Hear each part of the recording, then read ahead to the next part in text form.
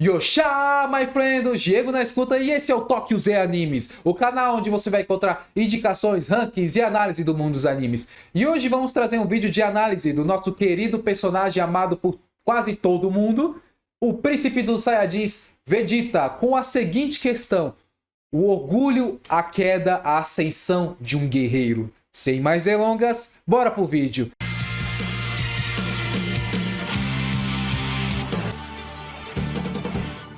Vegeta, pessoal, Vegeta. Vegeta é um personagem muito interessante, principalmente que ele trouxe um arquétipo muito bacana para o mundo dos animes, que seria a rivalidade entre o protagonista e o antagonista. É o antagonista que é basicamente que bate de frente com o protagonista. Temos o herói e o anti-herói. Mas diferente que muitas pessoas acham que o Vegeta começou como anti-herói, nada disso, ele começou como um vilão. Tanto que alguns animes não usam esse pretexto de um anti-herói começar já como um vilão. São poucos que usam esse pretexto aí. Para vocês entenderem por que o Vegeta começou como um vilão, eu vou explicar basicamente rápido o que é um conceito de anti-herói. Anti-herói vai tudo contra o herói. Tudo que o herói preza aqui é orgulho, coragem, bondade, seguir as leis conforme elas devem ser seguidas. O Vegeta vai tudo contra isso e também ele acredita no seu próprio ideal, que no caso é orgulho. E a primeira atitude maléfica que o Vegeta teve na obra foi simplesmente que foi um impacto que a gente ficou meio assim na primeira vez que assistiu. Foi quando ele matou o Nappa a sangue frio, jogando ele pra cima e atirando uma rajada de ki, porque simplesmente o Nappa perdeu a luta, sendo que o Nappa tava atacando todos os guerreiros eles ali naquele local e ele simplesmente perdeu para o Goku, e então ele ficou pé da vida. Porque para o Vegeta, você não tem que ser fraco. O Vegeta veio de uma família de guerreiros de elite, de alto elite lá no planeta Vegeta, o do Saiyajins. Então, para ele, ser fraco é inútil. Ele sempre teve talento desde pequeno, ele sempre foi forte desde pequeno. Então, aqueles que têm que andar do lado dele precisam ser fortes do mesmo jeito. Foi por isso que ele matou o Nappa naquele ato maléfico dele. Tanto que quando ele vai enfrentar o Goku, a visão que a gente vê na primeira vez que mostra na tela é o Goku abaixo e o Vegeta acima. Mas não só mostrando apenas a força, porque naquele momento Vegeta sim era mais forte que o Goku, mesmo que o Goku tenha mais de 8.000 de poder, que é o famoso meme. Vegeta também estava naquela posição por conta do ego dele, do orgulho que ele tinha. Aquele orgulho inflável, porque ele veio de uma família de guerreiras de elite alta. Então Goku era guerreiros classe baixa de Saiyajins. E o Vegeta não respeitava aquilo. Um exemplo para vocês entenderem é basicamente aquela pessoa que nem é nem de bairro rico, mora num bairro de classe média alta para cima, e quando vai num bairro um pouco mais abaixo, a pessoa olha aquilo e sente nojo, sente desprezo e sente com o nariz em pé, dizendo assim que eu sou superior a vocês. E é isso que aquela imagem passa, que naquele momento o Vegeta se considerava superior ao Goku em questão de força, moral, de família, de tudo. E mesmo assim, mesmo com o decorrer da luta, o Vegeta quase matando vários dos amigos do Goku, o Goku poupou o Vegeta. E poupou o Vegeta sabe por quê? Porque viu bondade no coração dele? Nada disso. Há muitos que se enganam que o Goku viu bondade no coração do Vegeta naquele momento, que na verdade era pura maldade mesmo. Simplesmente o Goku poupou o Vegeta porque ele queria lutar com o Vegeta novamente. E o Vegeta, naquele momento, ele gostou da luta. Ele também gostou da luta. Tanto que ele dá um sorrisinho antes de sair pela nave, falando o seguinte: vocês vão pagar pelo que fez. Tanto que o Goku, ele tem aquele instinto Saiyajin. Mesmo ele sendo uma pessoa boa, ele tem aquele instinto Saiyajin de querer lutar. Só que o Goku, isso eu não tô considerando Dragon Ball Super, tá? Esse Goku, ele sabe que o Vegeta também gostou. Por isso que ele o poupou. Porque mesmo o Goku sendo um guerreiro de classe baixa, o Vegeta apreciou aquela luta. Ele diz a todo momento que ele quer ter uma luta perfeita. E que naquele momento o Goku proporcionou isso pra ele. E por isso que o Goku deixa ele acabando indo embora, porque o Vegeta iria buscar apenas a luta contra o Kakaroto. Chegando finalmente no planeta Namekusei, descobrimos o porquê mais ou menos o Vegeta é daquele jeito. Porque ele carrega uma sombra.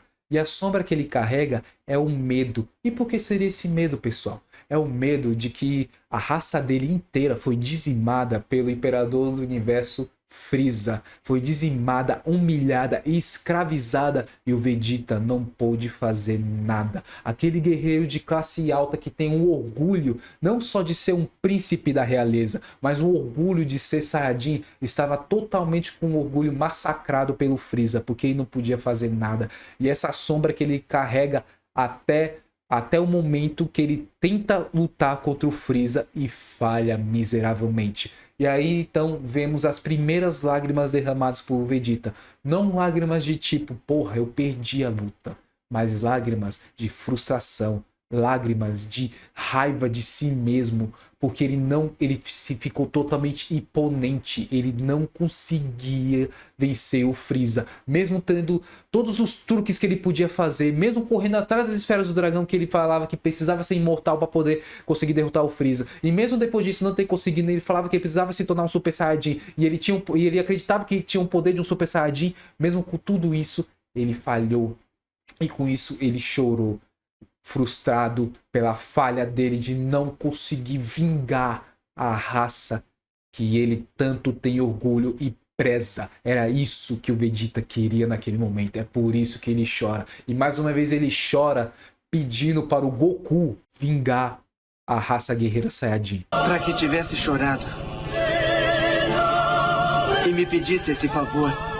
Sua angústia devia ser muito grande, Vegeta. Mas Diego, Vegeta, ele não via o Goku como inferior por conta da classe de guerreiros baixa que o Goku era. Naquele momento não importava. Naquele momento não importava. O Goku é um Saiyajin assim como o Vegeta. E Frieza dizimou uma raça inteira. E o Vegeta tem orgulho da sua raça. Por isso que ele olhou na cara do Goku e falou assim: acaba com Frieza. Vinga a sua raça, que é onde você veio, Kakaroto. Lembre-se disso. Então, infelizmente, o Vegeta morre e o Goku acaba derrotando o Frieza. E tem um momento muito legal. Eu acho um momento muito bom. Não bonito, mas eu acho um momento muito bacana. Que onde o Vegeta, quando volta à vida, ele vai até onde o Goku está e vê ele na forma de Super Saiyajin. E o Vegeta dá um sorriso de orgulho. Ele fica orgulhoso. Não pelo Goku em si. Também tem um pedacinho que ele fica orgulhoso pelo Goku. Mas sim que o Goku foi um guerreiro Saiyajin que se tornou um Super Saiyajin e derrotou o Frieza. E o Frieza temia o Super Saiyajin. Então aquele orgulho transbordava naquele momento. E não só isso, o Vegeta ele também ficou muito orgulhoso para aqueles que se inscrevem, compartilham e curtem esse vídeo. E nos ajuda a engatear que a gente está começando nesse mundo do YouTube. Beleza? Continuando. Então, o Vegeta vai para a Terra. E quando ele vai para a Terra, aí acontece a primeira aparição. A primeira aparição da figura feminina na vida dele, que é a Bulma. E a Bulma não teme a raiva dele. A Bulma não teme o ego dele. Não teme o orgulho. Não teme a fúria dele. E o Vegeta fica totalmente desconcertado com aquela mulher. Fica totalmente desconcertado. Que lembra até um pouco o aspecto das guerreiras Saiyajins também. Que ele fica até um confuso, que assim, como que uma humana pode ser desse jeito? Dá pra ver pela cara dele, ele não diz isso com essas palavras, mas dá pra sentir.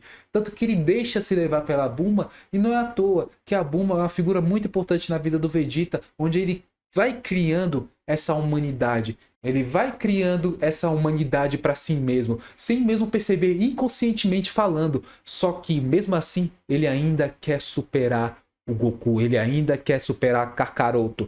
E nessa superação de querer superar Kakaroto, não é só por conta de força. Ele quer destruir o Kakaroto porque ele representa tudo aquilo ao contrário de ser um Saiyajin. É um Saiyajin bondoso, um Saiyajin que ama a luta, mas protege as pessoas. Então para aquilo não fazia sentido para o Vegeta. Tanto que quando ele alcançou a forma do Super Saiyajin, ele alcançou a forma do Super Saiyajin no limite do limite, no limite, no puro ódio, porque ele sentia raiva, ódio naquele momento. Enquanto o Goku alcançou a forma de Super Saiyajin na sua fúria por ter matado um amigo, o Vegeta alcançou sua forma de Super Saiyajin com raiva que ele não estava conseguindo superar o Goku e com raiva que ele queria destruir aquilo, tudo que o Goku representava ao contrário dele. Meio simbólico, né? As duas primeiras formas de Super Saiyajin, tanto do Goku quanto do Vegeta, como representa. Mas mesmo assim, Goku, infelizmente, morre nessa saga do céu e o Vegeta não tem mais significado para poder superar. Só que aí o Goku volta para a Terra. Então temos um momento onde que o Vegeta ele se entrega para o Babidi de propósito. de propósito. Babidi enxerga um pouco de maldade ainda no coração do Vegeta, então faz aquilo crescer de tal forma e o Vegeta aceita. Aí temos a primeira queda de um guerreiro que estava tendo uma humanidade estabelecida e depois ele cai. É como se fosse um vício na vida de uma pessoa, onde que ela está superando aquele vício, aí chega um certo ponto da vida que ela cai no precipício. É meio triste isso aí. Porque uma coisa é certa, pessoal, para você tirar uma crença que foi implantada na tua cabeça durante anos, desde a sua infância, é muito difícil. E o que eu quero dizer como crença? Como, por exemplo, você tem uma mania de... Deixa eu ver aqui. Você tem uma mania, um ritual que você faz sempre desde criança, que foi implantado pelos seus pais, pelos seus tios, pela sua irmã. Só que essa mania não é muito saudável. Para você tirar isso, demora muito. Você não vai conseguir tirar uma crença de 20 anos em apenas 6 meses. Um exemplo disso, por exemplo, você tem hábitos nada saudáveis durante a vida inteira e é sedentário da vida inteira, você não vai conseguir mudar isso, não vai conseguir mudar seu corpo em apenas 6 meses de academia ou com uma dieta. É difícil. E às vezes quando você cai de novo na tentação, a queda é maior. E naquele momento, a queda que o Vegeta teve foi ainda maior e ainda foi ainda mais simbólico. Por quê? Porque ele deixou. Ele deixou, matou várias pessoas lá naquela arquibancada no torneio do... eu ia falar torneio do poder. Naquele torneio de artes marciais. E ainda admitiu pro Goku que ele só queria voltar a ser como era antes. Aquele guerreiro sujo, cruel, que nada se importava, que ele só queria ter uma luta perfeita. Entendeu a sacada lá do começo? Ele queria ter uma luta perfeita, e a luta perfeita era com o Goku. E ele queria voltar a ser como era antes, que aquele guerreiro que ele era, aquele guerreiro Saiyajin que ele prezava sujo e cruel. Só que tem um detalhe bem importante aí, pessoal.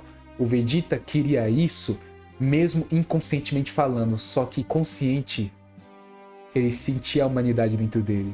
E naquele momento, naquela luta, foi aonde que ele queria destruir o novo Vegeta. Destruir o novo Vegeta e destruir o Goku, que representava tudo ao contrário dele, que acreditava ser do que é o Saiyajin. Então, chega o grande momento. Onde o momento que o Vegeta ele vai enfrentar o Majin Buu, porque ele percebe o que ele fez. Ele olha pro filho dele, ele percebe do que ele fez. Ele percebe a humanidade que tinha dentro dele, que era bom. A sensação era boa. Ele tinha um filho, ele tinha uma esposa que amava, e mesmo assim ele se entregou àquilo tudo. Cuide-se bem, filho. Então, em um outro ato de desespero, ele se autodestruiu para destruir o Majin Buu e destruir o antigo Vegeta. Vocês verem a trocada que foi bem rápida, não é? Quando ele enfrentou o Kakaroto, ele queria destruir um novo Vegeta. E agora, quando ele enfrentou o Majin Buu, ele quis destruir o antigo Vegeta. Então aquela explosão final não é só um sacrifício de um guerreiro com aquela frase belíssima que tem no narrador. É a explosão final de um antigo guerreiro sujo, cruel, para nascer um novo Vegeta. Então mais pra frente temos a icônica cena onde que o Vegeta reconhece o Goku como o mais forte. E é uma cena, não é só porque o Vegeta olha assim e fala assim, pô, você é muito forte, cara, então não tem como te superar. Não, não, muito diferente disso. O Vegeta reconhece a força de Goku como se fosse aquele seu amigo que torce por você, bate nas suas costas e... bate no ombro, né? Nem foi nem costas. Mas bate em você e fala assim, cara, você é foda. Você é bom, você é foda, mas ó, cuidado, hein, porque eu vou te superar. Garoto, você é um guerreiro fantástico. Mas não é aquela inveja. Antes o Vegeta tinha inveja de Goku, como que ele se questionava de que como um guerreiro bondoso que fugia de todas as tradições Saiyajins conseguia ser tão forte quanto ele. Aquilo antes era inveja, aquilo foi o quê? Foi aceitação. E ele entendeu o porquê que o Goku luta e é tão forte daquele jeito. Só que mesmo assim, ele não desiste de superar ele. Então é uma rivalidade saudável. É aquela rivalidade assim, que se você tem um amigo, um camarada na sua vida, seja qual for que você faça, seja hobby, seja treino, seja jogo, seja, enfim, qualquer coisa, quando você tem um rival para te incentivar, te impulsionar a ser melhor, é a melhor coisa que você tem na sua vida. Porque você sempre vai desejar ser o melhor graças a esse seu parceiro que tá do seu lado. E é isso que o Vegeta viu naquele momento. O Goku sendo mais forte, só que ele não quer ficar atrás. Não quer ficar atrás. E outro ponto muito importante, naquele momento o Vegeta não só reconheceu o Goku, mas também tirou um peso das costas dele. um peso daquele que ele sentia, por conta que o Goku representava tudo ao contrário dele, e ele se libertou finalmente. Se libertou daquela inveja, se libertou daquele ódio, se libertou daquela raiva. Então foi um momento de libertação para o Vegeta. Libertação para finalmente ter a ascensão de um guerreiro Saiyajin. E hoje o Vegeta é o orgulhoso príncipe dos Saiyajins, porque o orgulho não vai embora. O orgulho é um traço da personalidade do Vegeta, só que agora é um traço que não chega a ser um grande defeito como era antes. Agora é um traço da personalidade dele que o ajuda a ele ficar ainda mais forte, e ele é um príncipe dos Saiyajins, não de um planeta, de um reino, mas sim de uma família que hoje ele luta para proteger. Gostaram desse vídeo? Espero que tenham curtido. Não se esqueça de se inscrever, compartilhar e comentar. Tamo junto, pessoal. Desligando.